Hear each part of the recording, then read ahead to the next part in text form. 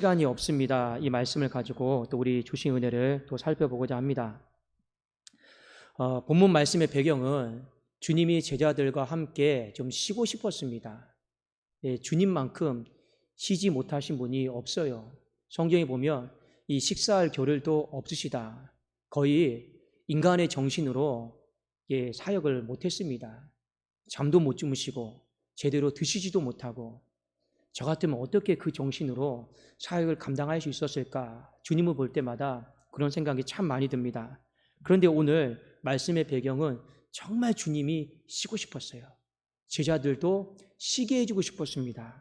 그래서 누가복음 9장 10절에 보니까 사도들이 돌아와 자기들이 행한 모든 것을 예수께 여쭈니 데리시고 따로 벳세다라고 하는 고을로 떠나가셨으나, 지금 이 누가복음 9장의 첫 배경은 뭐냐면 제자들이 예수님께 파송을 받아서 오만 어떤 전도, 기적, 역사를 막 일으키고 이제 선교지에 돌아온 겁니다. 그리고 예수님께 보고를 하려고 하던 참이었어요. 근데 예수님이 우리 여기 있지 말고 벳세다라고 하는 곳으로 이동하자. 그래서 그곳으로 가려고 했던 거예요. 이동하고자 했던 목적은 두 가지입니다. 쉬고 싶었어요. 제자들도 지쳤잖아요. 예수님도 좀 쉬고 싶었습니다. 그리고 또 하나는 그 쉼 속에서 제자들이 보고하는 사역 보고를 받으시고 그 의미에 대해서 설명해 주시면서 이 제자들을 온전한 사도로 양육하고자 하는 것, 그것이 바로 예수님의 뜻이었습니다. 자, 그런데 문제가 생겼어요. 사람들이 이 예수님의 이 쉼을 방해를 하고 있습니다. 한두 명도 아니고 수많은 군중들이 이 예수님이 쉬고자 하는 그곳으로 먼저 가서 이동을 합니다. 누가복음 9장 11절에 보니까 무리가 알고 따라왔거늘 예수께서 그들을 영접하사 하나님의 나라의 일을 이야기하시며 병 고칠 자들은 고치시더라. 우리가 여기서 주목해서 봐야 될 구절이 무리가 알고 따라왔다라는 겁니다. 이 알고 따라왔다라고 하는 것은 두 가지 의미예요. 하나는 어떤 의미냐면 예수님과 제자들이 어디로 가시는지, 또 어떤 목적으로 그곳에 가는지 알고 따라왔다라는 겁니다. 누가는 이 정도 선에서 이야기를 합니다. 자, 그래서 예수님이 제자들과 배를 타고 이동하는데 이미 한두 명도 아니에요. 어마어마한 사람들이요, 이미 그곳에 먼저 도착해 있었습니다. 누가는 그렇게 기술을 하고 있습니다. 자, 마가복음 6장 32절 33절에 보면 이렇게 기록을 합니다. 마가는 이렇게 기록했습니다. 이에 배를 타고 따로 한적한 곳에 갈세, 그러니까 쉬러 가신 거예요. 그들이 가는 것을 보고 많은 사람들이 그들인 줄 안지라 모든 고을로부터 도보로 그곳에 달려와 그들보다 먼저 갔더라. 예수님은 배 타고 갔지만 이 수많은 군중들은요, 도보로 빠른 걸음으로 뛰어서 달려갔다. 이렇게 성경은 기록을 하고 있습니다. 자, 예수님의 반응입니다. 어떻게 보면 자신의 어떤 쉼과 시간을 빼앗기고 있어요. 그렇죠? 지금 쉬러 벳세다로 가는데 이 많은 사람들이 예수님의 이 쉬는 시간을 빼앗고 엄밀하게 말하면 방해하고 있는 것입니다. 이때 예수님이 어떻게 하시느냐? 짜증내지 않았어요. 불평하지 않았습니다. 오히려 오늘 말씀해 보니까 그들을 따뜻하게 영접해주는, 그리고 일일이 모든 병자들을 고쳐주고 가르쳐주시는 그 예수님의 모습을 오늘 볼 수가 있는 것입니다. 자, 누구의 마음입니까? 목자의 마음이에요. 목자의 마음입니다. 자, 우리는 인생을 살아가면서 내 시간이 굉장히 중요해요. 특별히 힘들게 일하다가 내가 쉬는 시간이 있습니다. 내 시간을 빼앗기기를 원치 않아요. 그리고 그 쉼의 시간은 철저하게 우리는 보장되기를 원하는 것이 사람의 마음 아니겠습니까? 아무도 나의 시간을 방해하지 않았으면 좋겠다. 그것이 모든 사람들의 마음입니다. 그러나 우리 주님은 주님의 시간 자체가 솔직히 없었어요. 우리 주님에게 존재했던 시간은 어떤 시간이냐? 하나님의 시간만 존재했습니다. 물론 여러분, 이것이 여러분들에게 부담을 드리려고 드리는 말씀은 아니에요. 그러면 우리의 모든 시간들을 다 내려놓고, 우리 직장 뭐 다 내려놓고 우리 온전히 풀타임 사역자가 되어야 됩니까? 이런 이야기를 하는 것이 아닙니다. 시간에 대한 가치를 우리가 어디에다 두고 살아야 되는가? 때로는 내 시간이 방해받았을 때 우리는 어떻게 반응하는 것이 믿음의 반응이고 성경적인 반응인가? 그것을 우리가 말씀을 통해서 좀 봐야 되는 겁니다. 아까도 말씀드렸지만 내 시간이 침범당하고 특히 내가 쉬는 시간이 방해받았을 때 기분 좋은 사람들은 아무도 없어요. 그렇죠? 그런데 예수님은 어떻게 하셨습니까? 오늘 분명히 말씀해 보니까 따뜻하게 영접했습니다. 따뜻하게 영접했고 더 힘을 내어서 하나님 나라에 대해서 설명해 주었고 병든 자를 일일이 고쳐주셨다. 그것이 오늘 본문 말씀의 배경입니다. 그리고 저녁 때가 딱 되었어요. 자, 저녁 때가 딱 되었습니다. 이제 장면이 조금 전환이 돼요. 이제 어떻게 전환이 되냐면 우리가 잘 알고 있는 것처럼 이 오병이어의 사건, 이 기적이 이제 나타나는 시간이 다가왔습니다. 자, 그러니까 여기에 모인 군중들, 오병이어의 사건을 경험하는 사람, 우리 보통 이렇게 말하죠. 그 오병이어의 사건을 경험했던 사람 남자만 5천 명이라고 그러죠. 그러면 뭐 가족들 다 합치면 보통 뭐 많이 잡으면 2만 명이라고 그러죠. 정말로 여러분 그 2만 명이라고 하는 어마어마한 숫자가요. 그 베세다라고 하는 곳에 미리 갔다고 한번 생각해 보세요. 이 보통 여러분 기적이 아닙니다. 보통 여러분 이 진동 아닙니다. 어마어마한 사람들이죠. 그런데 이 오병이어의 사건을 경험했던 사람들이 다 누구냐? 말씀해 보니까 예수님의 쉬는 시간을 뺏어갔던 사람들이에요. 예수님의 쉼을 철저하게 방해했던 사람들이에요. 무리가 알고 따라갔다고 했죠. 근데 그 사람들이 저녁이 되어서 이 오병이어의 사건을 기적을 경험을 하는 장면을 우리가 볼 수 있습니다. 자, 밤이 되었어요. 배가 고파요. 문제가 생겼죠. 제자들이 12명이 나와서 예수님에게 이렇게 말합니다. 예수님, 밤이 되었는데 지금 다 이 집까지 돌아가기는 너무 오랜 시간이 걸리고 이 지역으로 다 보냅시다. 보내서 잠자리 문제, 먹는 문제를 좀 해결하도록 좀 조치를 좀 취해야 될 것 같습니다. 제자들이 먼저 건의를 했습니다. 물론 이렇게 건의한 것도 나쁜 건 아니죠. 자, 그런데 이 일에 대해서 예수님의 관점은 달랐습니다. 자, 한번 우리 누가복음 9장 12절, 13절을 같이 한번 우리 보실까요? 12절, 13절입니다. 함께 읽겠습니다. 시작. 날이 저물어 가매 12사도가 나와 여짜오되 무리를 보내어 두루 마을과 촌으로 가서 유하며 먹을 것을 얻게 하소서. 우리가 있는 여기는 빈들입니다. 자, 제자들의 시각은 뭡니까? 무리를 보내자라는 거예요.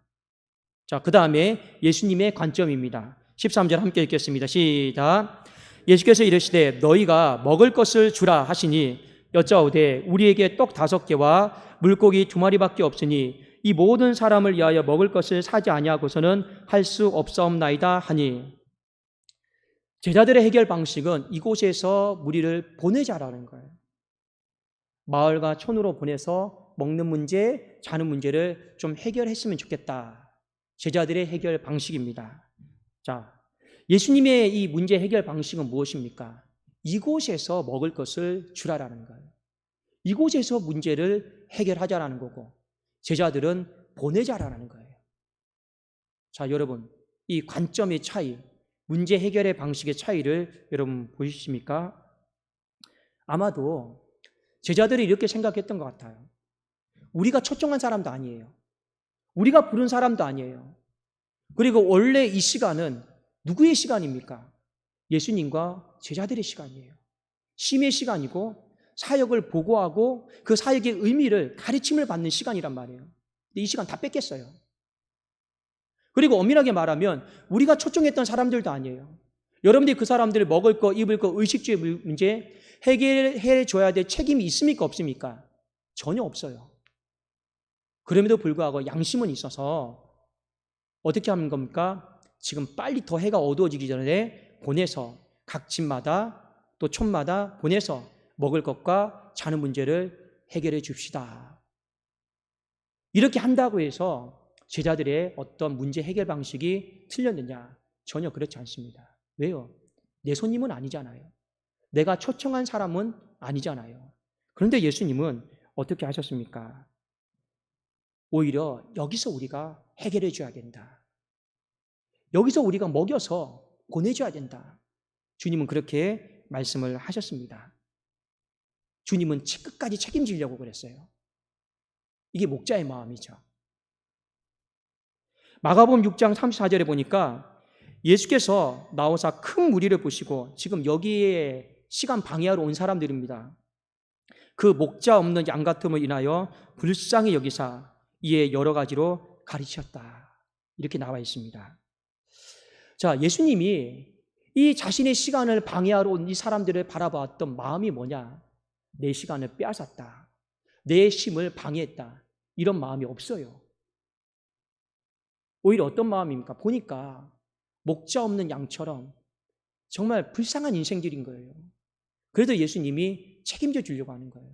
이곳에서 먹을 것을 주어서 보내려고 하는 겁니다. 자, 주님에게 우리가 배워야 될 마음이 바로 이 목자의 마음입니다. 이미 이 목자의 마음 안에는 내 시간이 없어요. 이 목자의 마음이 내 시간이 어디에 있습니까? 없어요. 하나님의 관점과 하나님의 시간밖에 없어요. 그런데 이 목자의 마음을 하나님이 굉장히 귀하게 보십니다. 구약 성경에 보면 이 목자의 마음을 가장 잘 구현해냈던 몇 사람이 있어요. 누구냐? 1번 모세, 그 다음에 여호수아, 그 다음에 누구냐?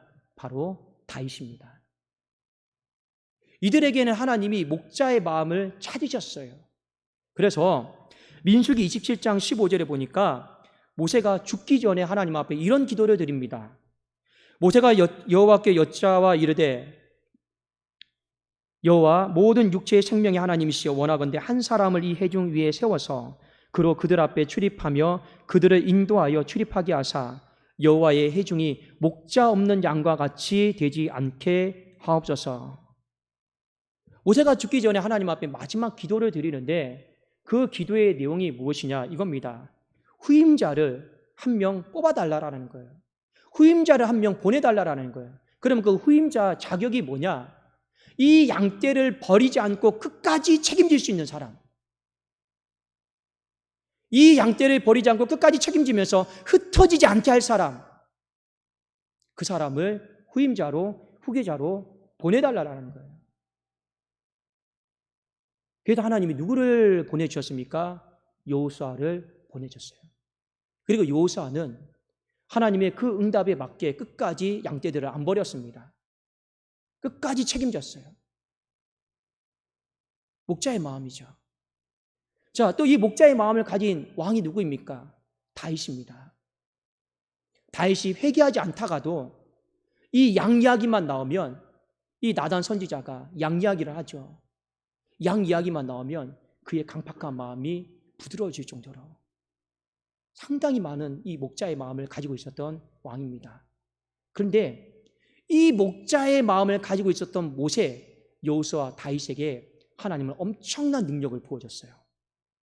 모세만큼 위대한 선지자가 있습니까? 여호수아만큼 그 위대함을 그대로 물려받은 사람이 있습니까? 다윗만큼 위대하게 영토를 넓힌 사람이 있습니까? 없습니다. 희한하게 한 가지 공통점이 있어요. 목자의 마음을 가졌던 그 사람에게는 하나님이 능력을 부어주셨습니다.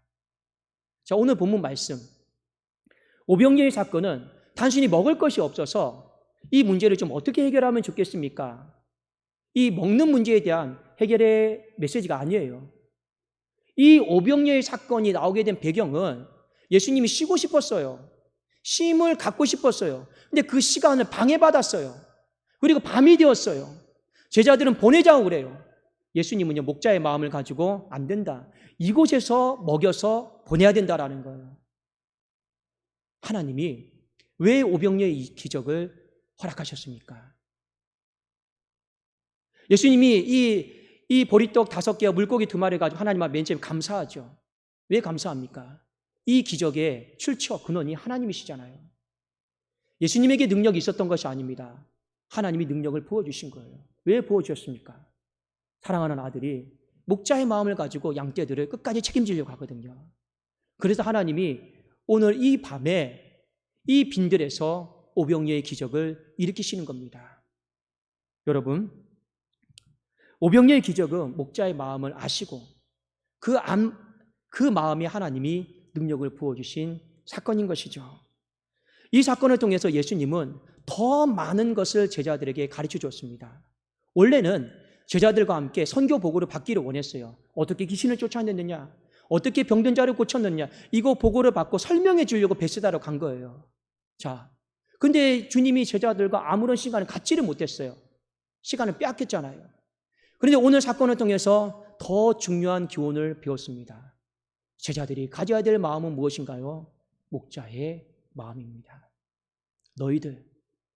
너희들에게 온 사람들 어떻게 하면 귀찮아도 보내려고 하지 말고, 번거로워서 보내려고 하지 말고, 머리 써가면서 보내려고 하지 말고, 너희들에게 온 사람들 어떻게든지 너희가 이곳에서 책임져줘라.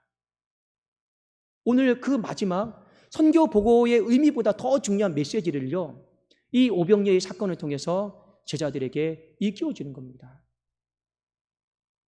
주님 참 대단하신 분이죠. 결국에는 이 오병이어의 사건을 통해서 누가 제일 은혜를 받았습니까? 제자들입니다. 우리에게 가장 필요한 것이 능력 행하는 게 아니에요. 우리에게 가장 필요한 것이 얼마만 그 귀신을 쫓아내느냐, 이게 아닙니다. 사랑하는 마음을 가지고 목자의 마음을 갖는 거예요. 다른 거 아닙니다. 우리는 사람과의 관계 속에서 내 시간 빼앗고 내 어떤 물질 빼앗고 그러면 귀찮잖아요. 번거롭잖아요. 가능하면 보내려고 합니다. 내가 얽히기를 원치를 않아요. 주님은 어떻게 합니까? 우리가 초청한 손님이 아니다 할지라도, 설령 우리가 알고 따라왔다 할지라도, 그래도 이곳에서 책임져서 보내자. 그것이 바로 오병이어예요. 목자의 마음이에요. 하나님께서 그 목자의 마음으로 인해서 기적을 베풀어 주셨습니다. 여러분 인생 가운데 내 시간 참 소중해요. 그렇죠? 내 시간 얼마나 소중합니까?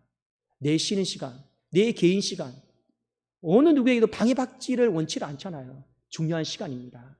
때로는 하나님께서 일부러 의도적으로 우리가 알고 따라왔던 것처럼 내 쉬는 시간을 방해할 때가 있습니다. 그때 왜 내 시간을 방해합니까? 이 내 시간은 철저하게 보장받아야 됩니다. 이런 마음 갖지 마시고, 때로는 하나님은 우리의 마음을 시험하시고 테스트하실 때가 있습니다. 따뜻하게 영접하시고 목자의 마음을 가지고 그 시간을 하나님 앞에 다시 드리십시오. 그러면 그곳에 무엇이 일어난다고요? 오병이어의 뜻밖의 기적이 여러분의 삶 가운데 가정과 교회 안에 임할 줄로 믿습니다. 기도하겠습니다.